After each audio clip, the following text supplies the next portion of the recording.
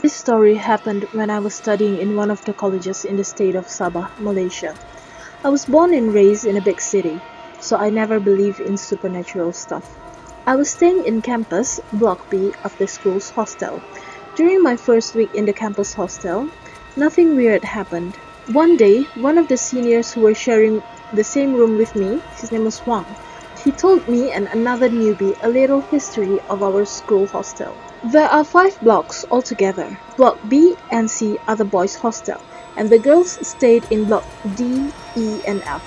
According to Huang, Block B and C used to be the girls' hostel together with Block D, while the boys were staying in Block E and F until an incident occurred many years ago.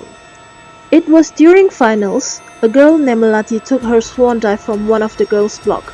It was said she was pregnant and her boyfriend refused to be responsible. Heartbroken, she decided to end her life. Since then, she had been seen late at night wandering around the blocks, repeating her death incident and appearing in rooms. It was affecting the girls negatively, and not long after that, the blocks were swapped between boys and girls. I don't know whose stupid idea it was, but the reasoning was boys are a lot more brave and stronger than girls. Being who I was, I laughed at Huang and said he was being totally ridiculous. Arrogantly, I told him that if I ever met Malati, I'll ask her for a lottery number. But it didn't take long until I regret my arrogance. The rest of my day went as usual. That night, I went to bed around 12 a.m. I woke up around 3 with a burning pain on my cheek, like I was slapped so hard. As I was trying to figure out what had happened in the dark, I feel my bed shaking. My heart was pounding so fast when I saw a girl with long, messy hair at the edge of my bed with her back facing me. I knew she wasn't human when she turned her head towards me. Her face looked like it had been melted by acid.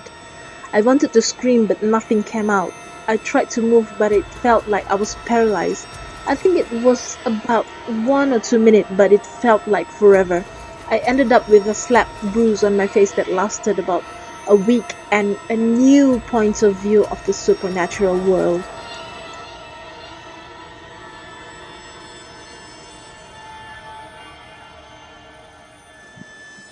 My name is Nurul. What I'm about to share with you is one of the stories that happened back when I was studying in one of the local universities in Malaysia. It was nearing final exams, and as normal college students would do, my friends and I would study until late night. A normal thing in a tropical place, even the night is warm, so we left the window open. There were 4 of us in one room.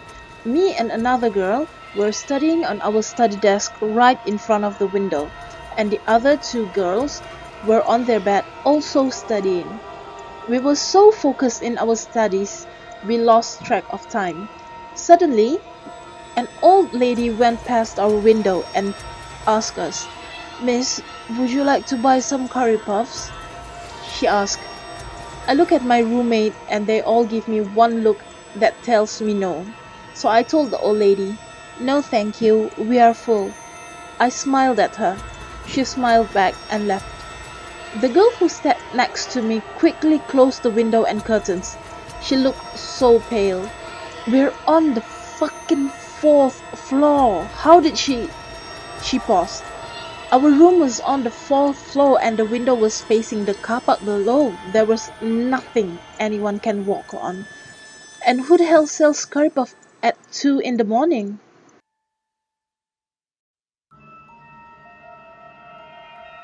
I was studying in a boarding school during my middle school years. Being a student who stays in the school hostel, horror stories are normal. Each school has their own story. In mine, there was a story in the study room. I was told that there was a girl haunting the study room. Many students believed in the story, so after dusk, the study room is usually empty. I found the empty and quiet study room a perfect place to do my homework. One afternoon, I went into the study room to get my homework done and to study for a test the next day. I was so consumed with my studies that I didn't realize it was already night time. I can tell there is another student sitting right next to me. From the looks of it, she might be older than me, As I was studying for my test, I came to a part that I didn't understand, so I turned to the other girl and asked her. Before I could finish my question, my eyes caught a glance below the table. She has no feet. I was panicking, but I tried to pretend I didn't notice and quickly told her, "It's okay, I just remembered how to solve this question," and turned my face to my book, trying to gather my strength to run away. Then suddenly, the girl let out a giggle and asked, "You remember? Or you just found out?" I quickly stood up and ran away.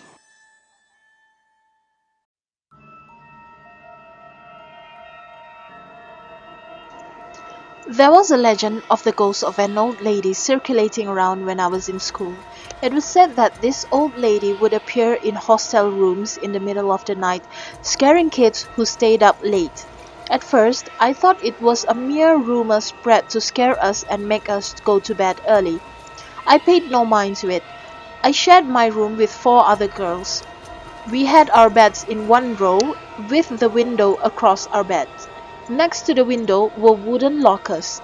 I always had problem falling asleep and normally would be the last one to fall asleep. Just like any other girls sharing a room, we would chit-chat until we all finally fell asleep.